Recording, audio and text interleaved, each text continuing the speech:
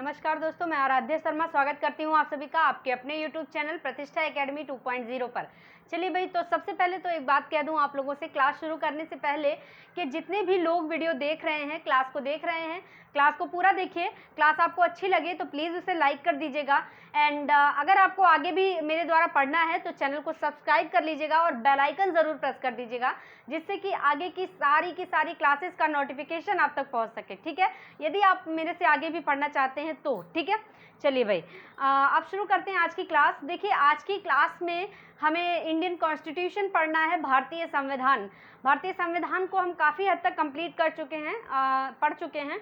आज हमें भारतीय संविधान के स्रोत पढ़ने हैं। ठीक है, भारतीय संविधान में किस देश से क्या लिया गया, उन स्रोतों को हमें आज विदेशी स्रोतों के बारे में जानना है। ठीक है, बहुत सारे देशों का अध्ययन किया गया, लगभग 60 देशों का अध्ययन किया गया और उसके बाद कहीं ना कहीं से किसी देश से कुछ चीज़ें उठाई गई हमारे संविधान में रखने के लिए। ठीक है, संविधान में ऐड करने के लिए, और यही करते करते ऐड करते हमारा भारतीय संविधान जो है कितना बड़ा संविधान हो गया कि विश्व का सबसे बड़ा लिखित संविधान हो गया। ठीक है, इसे उधार का थैला भी कहा जाता है। ठीक है, क्या कहा जाता है? उधार का थैला। क्यों कहा जाता है, ये मैंने पॉइंट आपको यहाँ पर क्यों बताया, क्योंकि यहाँ पर चीज़ें दूसरे देशों से उठाकर संविधान में रखी जा रही हैं। ठीक है, किसी देश से नागरिकता रखी गई, किसी देश से प्रस्तावना ली गई, किसी से राष्ट्रपति का पद लिया गया। ठीक है, तो देखिए दूसरे देशों से चीज़ें ले लेकर संविधान में रख रहे हैं, इसलिए इसे कह दिया गया उधार का थैला। ठीक है, याद रखिएगा, अगर पूछा जाए कि उधार का थैला किसे कहा जाता है तो भारतीय संविधान को। ठीक है, चलिए अच्छा शुरू करते हैं। तो आज हमें पढ़ना है भारतीय संविधान के स्रोत। लिखिएगा, भारतीय संविधान के स्रोत। ठीक है, भारतीय संविधान के स्रोत। ट्रिक से जानेंगे, बिल्कुल भी टेंशन मत लीजिएगा। जितने भी स्रोत हैं सारे के सारे ट्रिक से पढ़ लेंगे, बिल्कुल आसानी से याद हो जाएंगे। ठीक है, चलिए तो देखिएगा, यहाँ पर डालिएगा सबसे बड़ा स्रोत, पॉइंट डालिएगा, सबसे बड़ा स्रोत, सबसे बड़ा स्रोत। भाई सबसे बड़ा स्रोत क्या है भारतीय संविधान का? तो ये है भारत शासन अधिनियम 1935। अगर आपसे कहा जाए कि भारतीय संविधान का सबसे बड़ा स्रोत कौन सा है तो बताएंगे भारत शासन अधिनियम 1935। लिख लीजिए, भारत शासन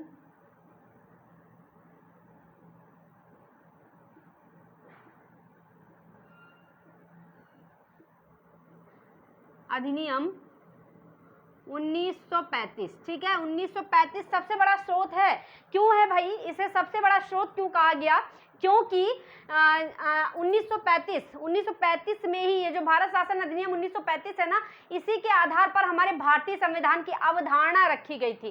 ठीक है, जब पहला चैप्टर पढ़ाया था इंडियन कॉन्स्टिट्यूशन का, तो वहां पर मैंने आपको ये सारी चीजें एकदम डिटेल में क्लियर करी थी कि जो है भारत शासन अधिनियम 1935 जो है, यहीं पर हमारे भारतीय संविधान की अवधारणा रखी गई थी। ठीक है, सबसे पहले मांग कब करी गई थी? 1895 में बाल गंगाधर तिलक ने मांग करी थी। तो इस तरह से सारा कुछ वहां बताया था। आज स्रोतों का टॉपिक है, तो सबसे बड़ा स्रोत अगर आपसे पूछा जाए तो सबसे बड़ा स्रोत जो है यह है भारत शासन अधिनियम 1935, क्योंकि यहीं पर अवधारणा रखी गई थी। आई बात समझ में? चलिए भाई, नेक्स्ट है यहाँ पर विदेशी स्रोत डाल लीजिएगा, हेडिंग डालिएगा विदेशी स्रोत। अब हम विदेशों के बारे में जानेंगे, भाई किस देश से क्या क्या उठाया गया है। ठीक है, तो विदेशी स्रोत डालेंगे और यहाँ पर नंबर 1 में लिखेंगे, नंबर 1 ब्रिटेन। सबसे पहले ब्रिटेन लिखेंगे। सबसे पहले ब्रिटेन इसलिए लिखेंगे क्योंकि ब्रिटेन ने काफी टाइम तक भारत पर जो है राज किया है, इस वजह से सबसे पहले ब्रिटेन लिखेंगे। और ब्रिटेन के द्वारा ही, ब्रिटेन से ही जो भेजा गया कैबिनेट मिशन, उसी के आधार पर जो है भारत में संविधान के का निर्माण हुआ। ब्रिटेन में लिखेंगे नंबर 1 पर एकल नागरिकता। एकल नागरिकता, ठीक है, एकल नागरिकता। देखिएगा ब्रिटेन से क्या क्या लिया गया है, मोस्ट इंपॉर्टेंट जो चीजें हैं ब्रिटेन से उठाई गई हैं। नंबर 1 में एकल नागरिकता, नंबर 2 में संसद व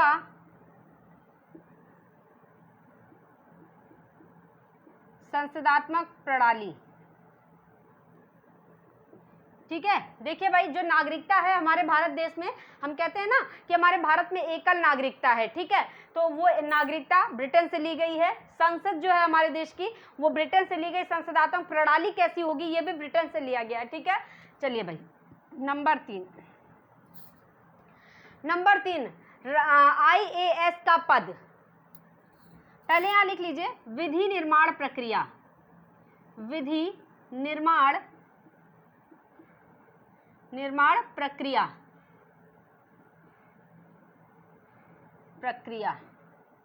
ठीक है, विधि निर्माण प्रक्रिया। चलिए भाई, अब विधि मतलब कानून, कानून की प्रक्रिया कैसी होगी, कानूनी प्रक्रिया कैसी होगी, ये भी ब्रिटेन से उठाया है हमारे देश में, ठीक है। चलिए भाई, नेक्स्ट चौथे नंबर पर लिखिएगा, IAS का पद, IAS का पद, ठीक है। IAS का पद भी हम ब्रिटेन से लिया गया। देखिए कितनी ऊंची पोस्ट है भारत में, IAS का पद बहुत ऊंची पोस्ट है। इंडियन एडमिनिस्ट्रेटिव सर्विसेज, ठीक है, फुल फॉर्म है इंडियन एडमिनिस्ट्रेटिव सर्विसेज, भारतीय प्रशासनिक सेवाएं, ठीक। चलिए नेक्स्ट देखते हैं 5वें नंबर पर। जिससे नहीं पता है IAS का फुल फॉर्म, लिख लीजिए हिंदी में भी और इंग्लिश में भी। चलिए नेक्स्ट है CAG, CAG, CAG का पद। देखिए कितने बड़े बड़े पद जो हैं वो ब्रिटेन से लिए जा रहे हैं, कितने जो खास चीजें हैं वो ब्रिटेन से ली गई हैं। CAG का पद, controller and editor general of India, controller and editor general of India, ठीक है, फुल फॉर्म है CAG का, नियंत्रक एवं महालेखा परीक्षक, हिंदी में कहेंगे नियंत्रक एवं महालेखा परीक्षक, ठीक है। नहीं पता है तो लिख लीजिए। तो ये जो CAG का पद है ना, ये भी बहुत मोस्ट पद है, तो ये भी कहाँ से लिया गया है, ये भी लिया गया है ब्रिटेन से, ठीक है। आई बात समझ में। नेक्स्ट 6ठे नंबर पर लिखेंगे, विधि का शासन,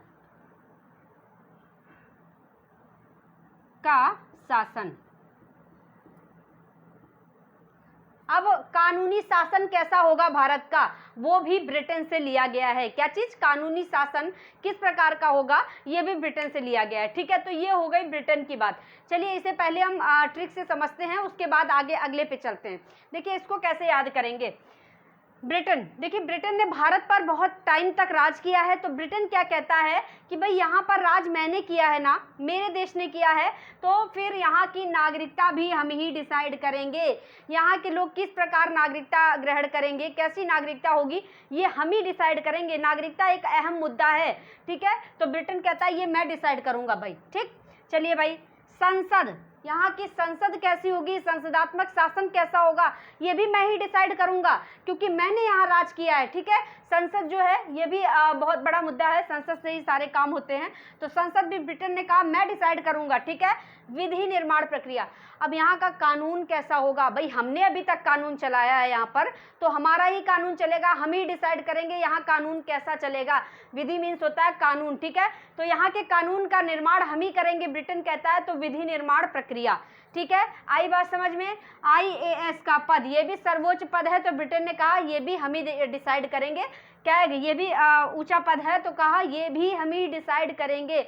नियंत्रक एवं मतलब कानून से रिलेटेड जितना भी कुछ है सब कुछ ब्रिटेन ने कहा हम डिसाइड करेंगे, ठीक है।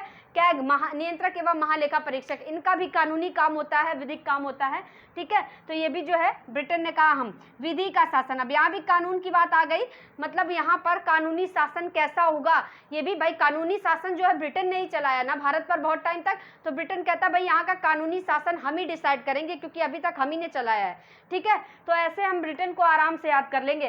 क्या कहता है, यहाँ की नागरिकता हम डिसाइड करेंगे, यहाँ की संसद और संसदात्मक शासन भी हम ही डिसाइड करेंगे, ठीक है। विधि का निर्माण भी हम ही करेंगे, कानून का निर्माण हम ही करेंगे, क्योंकि हमने कानून चलाया है यहाँ पर हमेशा से, ठीक है, इसके काफी टाइम से। इसके बाद IAS, जितने भी उच्च पद हैं वो हम डिसाइड करेंगे। IAS, CAG का पद, ठीक है। विधि का शासन, कानूनी शासन कैसा होगा, ये भी हम ही डिसाइड करेंगे। कौन कहता है, ब्रिटेन कहता है, ठीक है। चलिए आइए नेक्स्ट देखते हैं।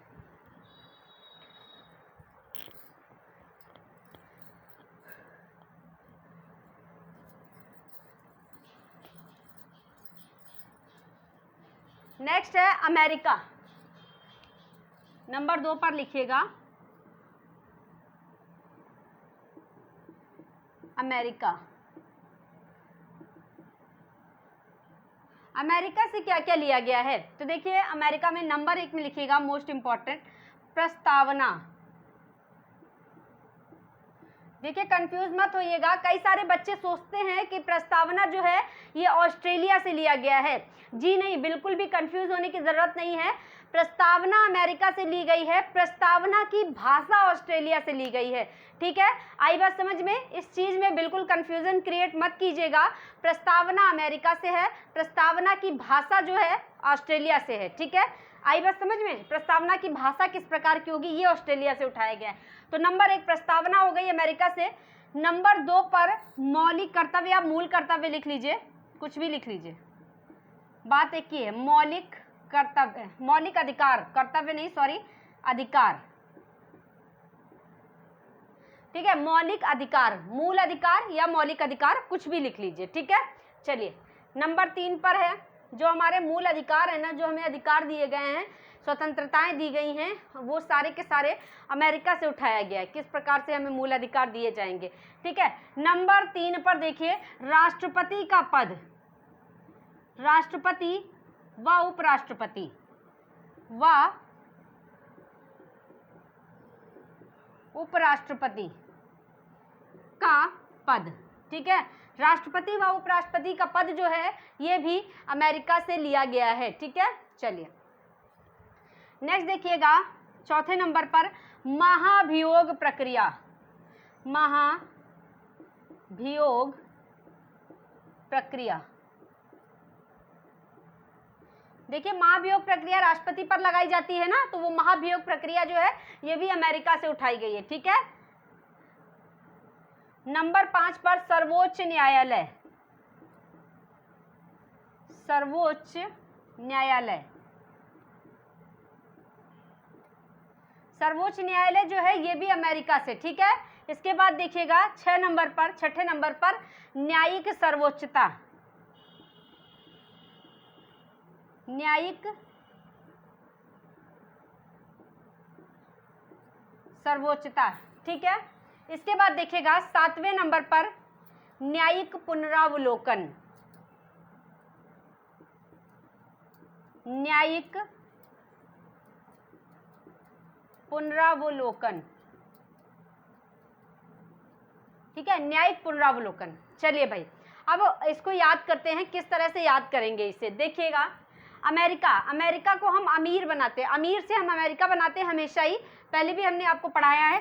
तो देखिए कोई अमीर बंदा है, ठीक है, कोई बंदा अमीर है, अमीर से अमेरिका, याद किया था ना कि अमीर बंदा सबसे पहले संविधान का निर्माण करेगा। तो सबसे पहला लिखित संविधान किस देश का है?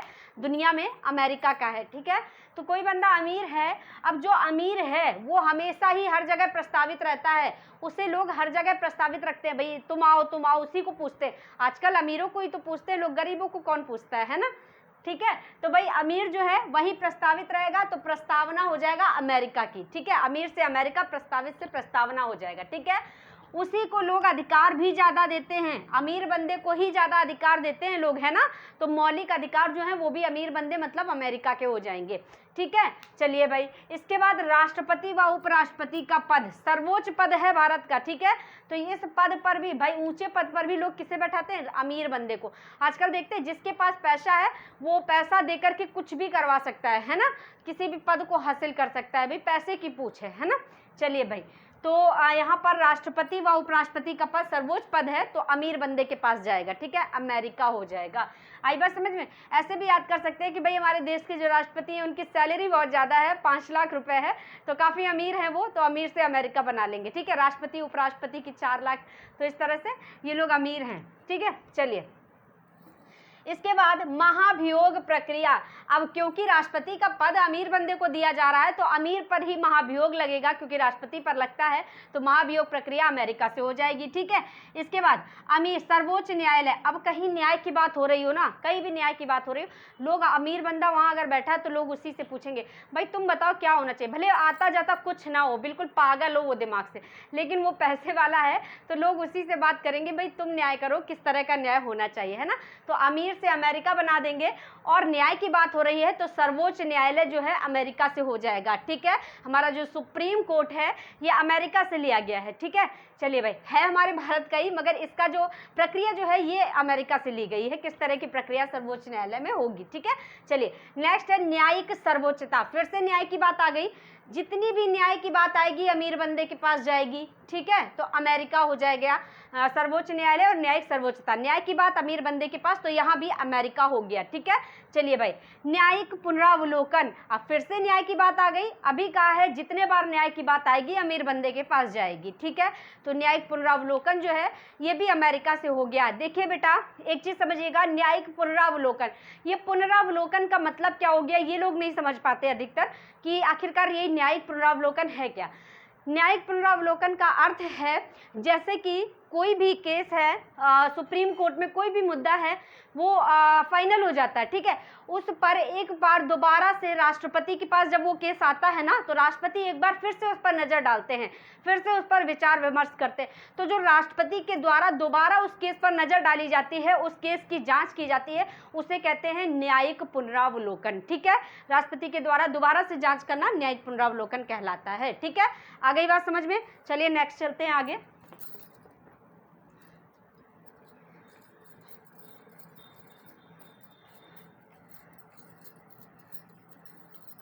नेक्स्ट जर्मनी, तीसरे नंबर पर लिखिएगा जर्मनी।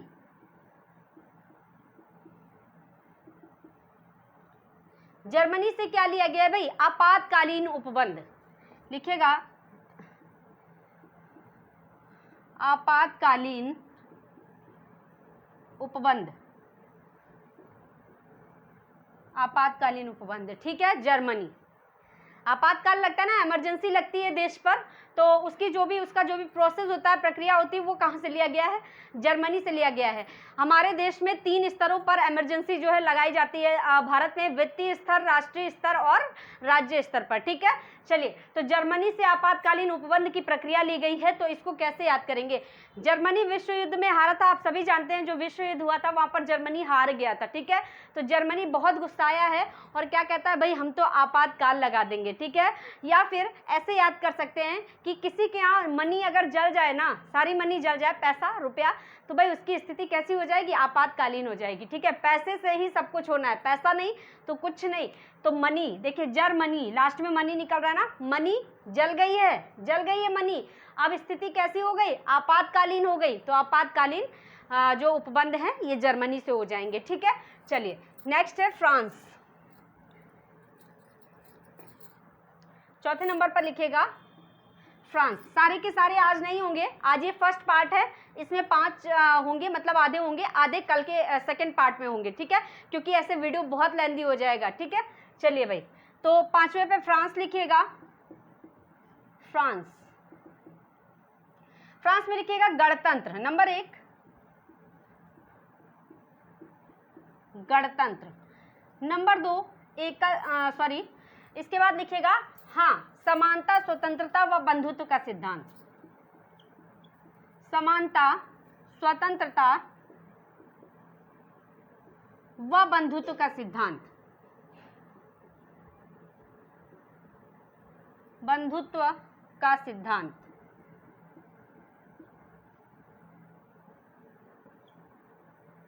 ठीक है, बंधुत्व का सिद्धांत। चलिए भाई, समानता, स्वतंत्रता व बंधुत्व का सिद्धांत, ये दो जो है ना, ये फ्रांस से लिए गए हैं, गणतंत्र और समानता, स्वतंत्रता व बंधुत्व का सिद्धांत। देखिए फ्रांस एक बड़ा देश है, तो गणतंत्र तो है ही ये। दूसरी चीज समझिएगा, ये तो आप सभी को पता ही रहता है, दूसरी चीज समझिएगा, फ्रांस से हम फ्री बनाते हैं, फ्री से फ्रांस बनाते हैं, ठीक है। जो बंदा फ्री है ना, जो बंदा फ्री है वो सब लोगों में समानता बनाकर रखेगा, समानता, स्वतंत्रता और बंधुत्व मतलब भाईचारा बनाकर रखेगा। भाई फ्री है, कोई काम धाम है नहीं, लोगों के साथ बैठ रहा है, उठ रहा है, बातचीत कर रहा है, तो समानता बनाकर, समानता बनी रहेगी, ठीक है। स्वतंत्रता, स्वतंत्र, फ्री मतलब स्वतंत्र तो है ही, फ्रीडम है, ठीक है। बंधुत्व मतलब भाईचारा, अब लोगों के साथ आप बैठेंगे उठेंगे तो भाईचारा तो बना ही रहेगा, है ना। तो समानता, स्वतंत्रता व बंधुत्व जो है ये फ्रांस से लिया गया है, ठीक है। और गणतंत्र जो है ये भी फ्रांस से। नेक्स्ट है कनाडा। नेक्स्ट देखिएगा 5वें नंबर पर कनाडा। कनाडा, कनाडा से क्या लिया गया है भाई, कनाडा से क्या लिया गया है, तो राज्यपाल का पद। नंबर 1 में लिखिएगा, कनाडा में नंबर 1 राज्यपाल का पद। जो हमारे देश में राज्यपाल का पद है ये कनाडा से। नंबर 2 एकल संविधान। याद रखिएगा, एकल नागरिकता की बात है तो ब्रिटेन और एकल संविधान की बात है तो कनाडा। ठीक है, एकल संविधान। ठीक है। नंबर 3 राज्यपाल का पद, एकल संविधान और अवशिष्ट शक्तियों का सिद्धांत। अवशिष्ट शक्तियों का सिद्धांत। ठीक है, चलिए भाई याद करते हैं। कैसे याद करेंगे, देखिए कनाडा, कनाडा क्या कहता है भाई, मैं अपने आप में एक बड़ा देश हूँ। ठीक है, क्या कहता है, मैं अपने आप में एक बड़ा देश हूँ और मैं अपने एक एक राज्य को स्वयं पाल सकता हूँ। ठीक है, अपने एक एक राज्य को किसी दूसरे की जरूरत नहीं है, स्वयं पाल सकता हूँ। तो राज्य को पाल सकता हूँ, राज्यपाल का पद हो जाएगा। ठीक है, राज्यपाल। ठीक, क्या कह रहा है, और अपना संविधान भी मैं अकेले ही बनाऊंगा। अपने देश का संविधान मैं अकेले ही बनाऊंगा, किसी देश की जरूरत नहीं है। तो एकल संविधान जो है कनाडा का हो जाएगा। ठीक है, इसके बाद अवशिष्ट शक्तियों का सिद्धांत। भाई क्यों कहता है ऐसा कनाडा, क्यों कह रहा है कि भाई मैं अपने एक एक राज्य को स्वयं पाल सकता हूँ, अपना संविधान भी अकेले ही बनाऊंगा, क्योंकि उसके पास अवशिष्ट शक्तियों का सिद्धांत है। कह रहा मेरे पास अवशिष्ट शक्तियां हैं, बहुत सारी शक्तियां हैं मेरे पास। ठीक है, तो अवशिष्ट शक्तियों का सिद्धांत भी कनाडा से हो जाएगा। ठीक है, तो चलिए भाई आज यहीं तक रखते हैं क्योंकि वीडियो बहुत लेंदी हो गया है।